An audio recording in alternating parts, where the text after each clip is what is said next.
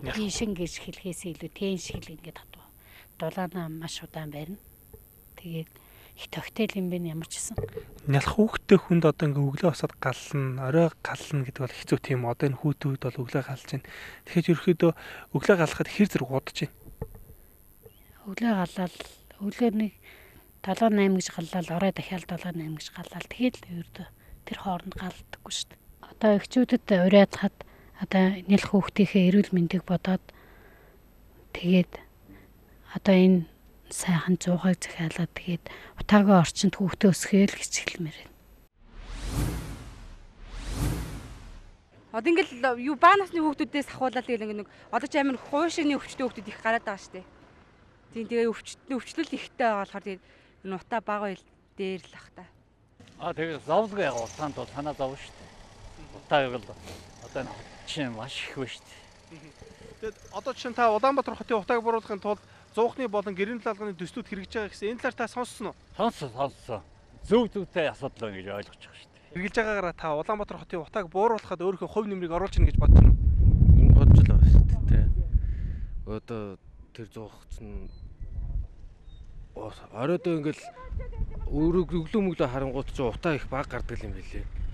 Зүгээр энгийн зуухтай айлуудын утаанаас байнгын утаа гарч байхад манай зуухнаас бол бараг утаа гардаггүй юм билээ. Тэгээ та хэлээ энгийн зуухтай хүмүүс одоо харьцуулж үзэхэд утаа их гарч байна. Минийх бол одоо харьцуулахад баг гарч байна гэсэн. Тийм болохоор та одоо энгийн зуух хэрэгжилж байгаа хүмүүстэй ямар уриалга гаргамаар вэ? Одоо тэр зуухыг авч хэрэгжилж хотоо утаагүй ойлгож хүүхдүүдээ сайн уушгин тэлж өгөөрэй л гэж хэлээ. За баярлалаа.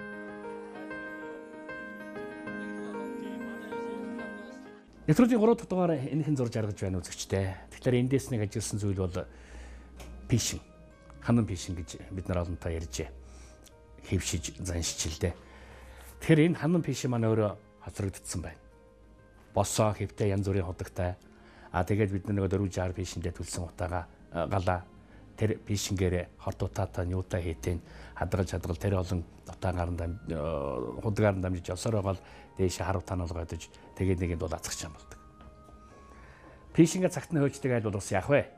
Болж байна. Гэтэл дээр үед нөгөө нэг сахилын хариуцлагын зуудагж юм байлаа гэдэг шиг бидэнд одоо энэ арчаагүй зуудаг нэг айхтар юм. Хэдэн жилээр фишингээ огт хөөлөөгүй тэр айлуудын дүлийн хар худаг гихчийг сэтгэнэ гэдэг бодшгүй ажил. Одоо тавьж байгаа энэ туркийн зуух маань өөрөө зуух нэртэй болж фишинг.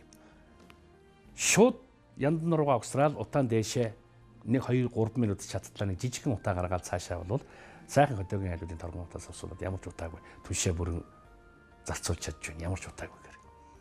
Энэ өөрөө ханан фишинг огт хэрэггүйгээр орчныхон радиуст 1 2 юм уу байрыг халаахад ямар ч төвгүй халаач гэж болж байгаа. Нэг ийм дүр зураг харагдаад байгаа. Энийг бүгдээрээ дурч үзье.